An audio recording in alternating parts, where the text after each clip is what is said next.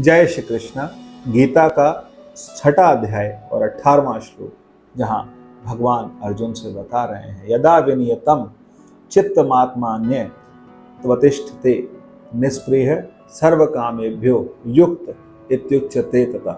भगवान कह रहे हैं, जो व्यक्ति पूर्ण अनुशासन के साथ और अपने मन की स्वार्थ की लालसाओं को त्याग करके और अपने आत्म कल्याण पर केंद्रित होना सीख जाते हैं, ऐसे व्यक्ति योग में स्थित कहलाते हैं। भगवान कहते हैं ऐसे व्यक्ति इंद्रियों की सभी लालसाओं से मुक्त हो जाते हैं। अब इस बात को थोड़ा समझने का प्रयास करते हैं कि व्यक्ति स्वार्थ का मतलब होता है सिर्फ अपना ही काम साधना, अपना ही देखना, दूसरे का नहीं देखना। लेकिन जो व्यक्ति परमात्मा में स्थित होने लगता है, वो सिर्फ अपने बारे में नहीं सोचता, वो समाज के बारे में सोचता है, इस संसार के बारे में सोचता है, परमात्मा की बनाई हुई सृष्टि के बारे में सोचता है, क्योंकि वो सर्वत्र परमात्मा को देखता है। परमात्मा के जो व्यक्ति हैं, ऐसा जैसे मान लीजिए कोई दुकानदार है और वो सोचे कि मैंने ये सामान जो था मैं 100 रुपये का लाया, 500 का बेच दूंगा, ग्राहक को पता नहीं लगेगा, और जब पता लगेगा तो मैं उसको डांट के भगा दूंगा। तो ऐसा उसके मन में आया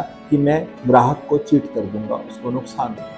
ये जो भावना है, ये भावना दूसरे को नुकसान पहुंचाने की और अपना फायदा करने की है। ऐसी भावना किसी योगी में, ऐसी भावना किसी भक्त में नहीं है। 100 की चीज आई है, आप 125 की, 150 की बेचिए, लेकिन उसके साथ में आप अपना भी कल्याण देखिए, अपने परिवार का कल्याण भी देखिए, लेकिन दूसरे का भी कल्याण देखिए, उसका भी फायदा हो।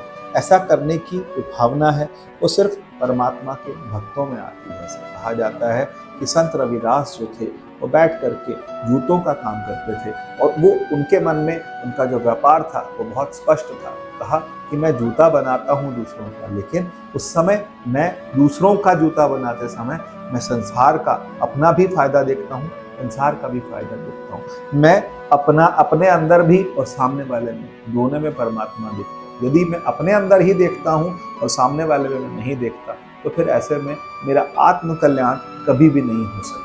जो व्यक्ति योगी है वो सर्वत्र परमात्मा को देखता है और अपने आप के केंद्रित कहाँ करता है? स्वयं।